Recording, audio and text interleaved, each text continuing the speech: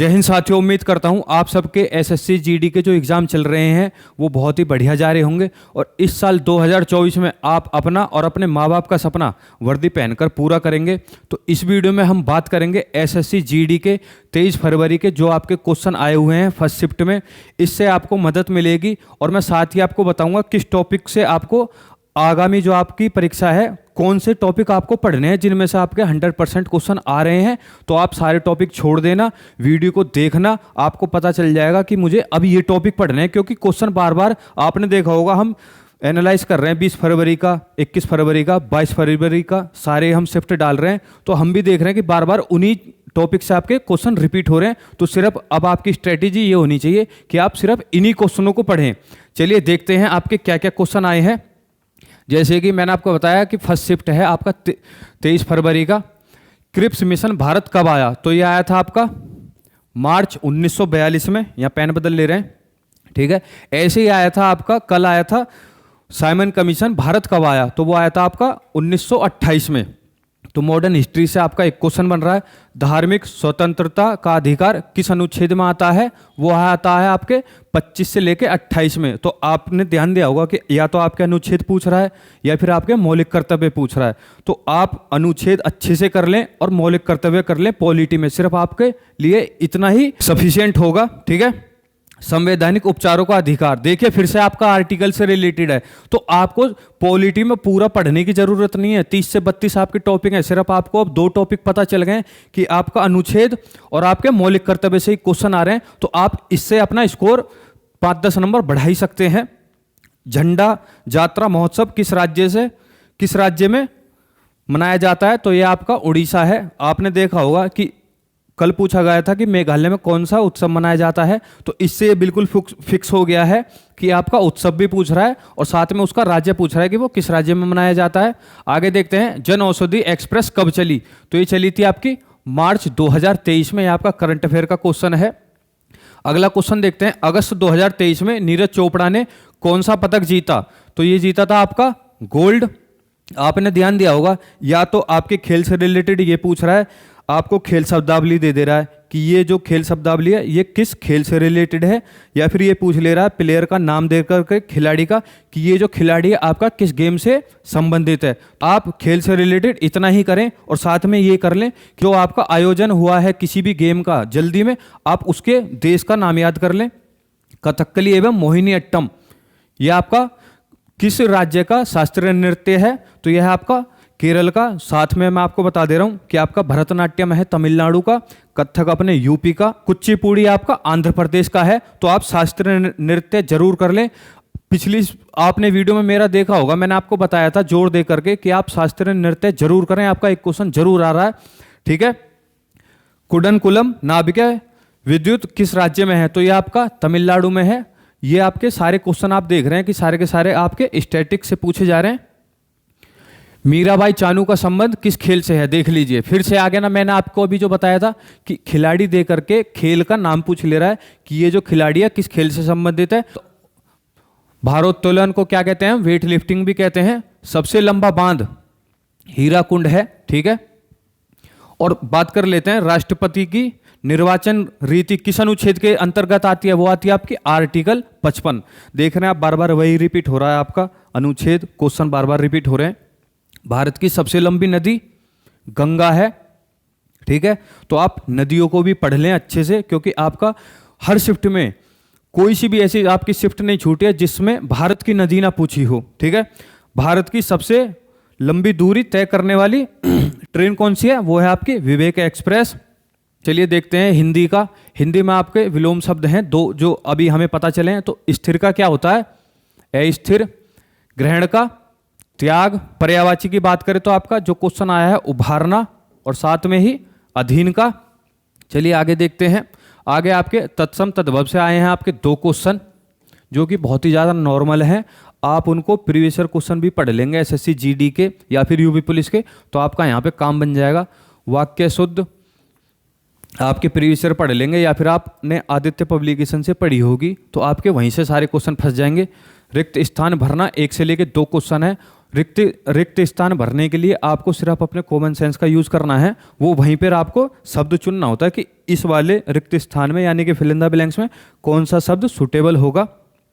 गद्यांश, गद्यांश आपका 5 क्वेश्चन आ रहे हैं। हिंदी की अगर बात करें तो आपकी गद्यांश का लेवल अच्छा खासा आ रहा है, बट इतना भी नहीं आ रहा कि आप ना कर पाओ।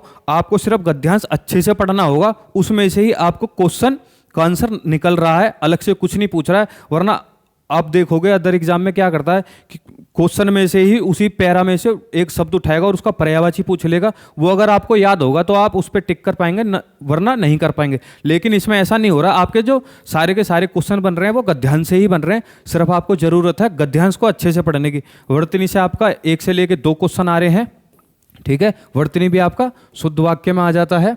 चलिए आगे देखते हैं रीजनिंग का। तो एनालॉगी से आपका 1 क्वेश्चन आ रहा है। हिडन फिगर से आपको कल भी बताया था आपका कि 1 क्वेश्चन जरूर आ रहा है। और आपका सीरीज का, चाहे वो नंबर सीरीज हो चाहे वो फिगर सीरीज हो, आपका 1 क्वेश्चन जरूर आ रहा है। कोडिंग डी कोडिंग बहुत ही ज़्यादा सिंपल आ रही है। आप अगर थोड़ा सा भी कॉमन सेंस लगाएंगे, चाहे आपने कोडिंग डी कोडिंग नहीं पढ़ी है, तब भी आप कर सकते हैं, ठीक है। चलिए आगे देखते हैं सीरीज के। तो सीरीज के आपके 2 क्वेश्चन बन रहे हैं। रिपीटेड जो सीरीज होती है उससे आपके 1 क्वेश्चन। डाइस से आपका नॉर्मली बहुत 1 क्वेश्चन बन रहा है। ब्लड रिलेशन से आपका जो ये बोल देता है कि A@B का मतलब A B का भाई है, तो इस टाइप से क्वेश्चन आ रहे हैं। तो आप इनको अच्छे से पढ़ना। इस क्वेश्चन को सॉल्व करने के लिए सबसे ज़्यादा आपको किस चीज़ पर ध्यान देना है? लैंग्वेज पर, कि आपकी लैंग्वेज क्या है। क्योंकि अगर आपने इसका, जैसे A B को ये बोलता है, आपने समझ लिया कि B A को बोल रहा है ये, तो उसमें आपका सवाल गलत हो जाएगा। और सबसे मजे वाली बात ये होगी कि आपने जो गलत सोचा होगा उससे भी रिलेटेड एग्जामिनर उसमें ऑप्शन डाल देगा ताकि बच्चा फंस जाए। तो आपको एग्जाम में नहीं फंसना है। देखते हैं मैथमेटिकल ऑपरेशन से आपका 1 क्वेश्चन आ रहा है। कल भी हमने आपको बताया था कि मैथमेटिकल ऑपरेशन आप कर लें, जिसमें रहता है कि अगर प्लस को माइनस बोला जाए, प्लस को माइनस बोला जाए या फिर लिखा जाए, ठीक है, ऐसे करके वो इक्वेशन सॉल्व कराता है। उस टाइप से आपका 1 क्वेश्चन बन रहा है। और आगे जो क्वेश्चन आपका सिलोगिज्म, इससे आपका 1 क्वेश्चन बन रहा है। आगे देखते हैं मैथ की बात करते हैं। जो आपके नंबर सिस्टम है, सिंप्लीफिकेशन, आपके इसमें से 2 क्वेश्चन बन रहे हैं। मेंसुरेशन से आपके 1 से लेकर के 2 क्वेश्चन बन रहे हैं। वो भी बहुत ही ज़्यादा नॉर्मल पूछे जा रहे हैं। आपके वॉल्यूम पूछ रहा है, एरिया पूछ रहा है। बात करें टाइम एंड वर्क की, तो आपके इससे भी 1 से लेकर 2 क्वेश्चन बन रहे हैं। साथ में इससे पूछा गया टाइम एंड वर्क से रिलेटेड, यदि A 7 दिन में काम करता है, B 14 दिन में काम करता है और तीनों मिलकर के 10 दिन में काम करते हैं, तो अकेला C कितने दिन में काम करेगा। तो हमने इसमें आपको टाइम दे दिया गया है। इससे आप क्या निकालेंगे? टोटल यहाँ पे कितना आ जाएगा, आप इसका एलसीएम लेंगे तो इसमें आपका टोटल वर्क आ जाएगा। साथ में यहाँ इन तीनों की एफिशिएंसी आ जाएगी। जब यहाँ पे तीनों की एफिशिएंसी आ जाएगी तो तीनों की एफिशिएंसी से A और B की एफिशिएंसी माइनस कर लेंगे तो आपकी C की एफिशिएंसी आ जाएगी। तो टोटल वर्क से C की एफिशिएंसी को डिवाइड कर देंगे तो C का टाइम आ जाएगा कि C अकेला कितने दिन में वो काम कर लेगा। तो ये भी बहुत ही ईजी लेवल का था। बात करें टाइम, स्पीड एंड डिस्टेंस से आपका 1 क्वेश्चन आ रहा है। यानी कि आपने ध्यान दिया होगा कि जितना भी आपका सिलेबस में दे रखा है, आउट ऑफ सिलेबस कुछ भी नहीं आया। आपका हर एक टॉपिक से उसने 1-1, 2-2 क्वेश्चन दे दिया है।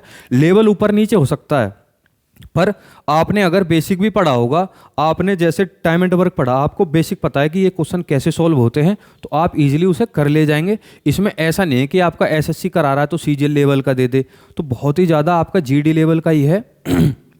टेंशन लेने वाली बात नहीं है, क्योंकि मैथ से ही बच्चे डरते हैं कि सर मैथ में क्या होगा। तो मैथ में आपको बस उस चैप्टर की बेसिक चीज़ें पता होनी चाहिए, तो आप कर ले जाएंगे। डिस्काउंट से आपका 1 क्वेश्चन आ रहा है। एलसीएम एचसीएफ से आपका 1 क्वेश्चन है। सीआई से आपके 1 क्वेश्चन जरूर आ रहा है।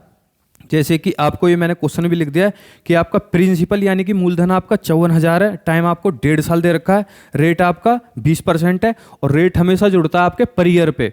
और जैसे हम नॉर्मल भाषा में यूज़ करते हैं या फिर अपने दिनचर्या में हम यूज़ करते हैं, तो आपका ब्याज जो जुड़ता है महीने पे जुड़ता है, लेकिन यहाँ पे किस में जुड़ता है? आपका पर ईयर पे। तो इंटरेस्ट हाफ ईयर, आपको आधे साल का इंटरेस्ट निकालना है, ठीक है।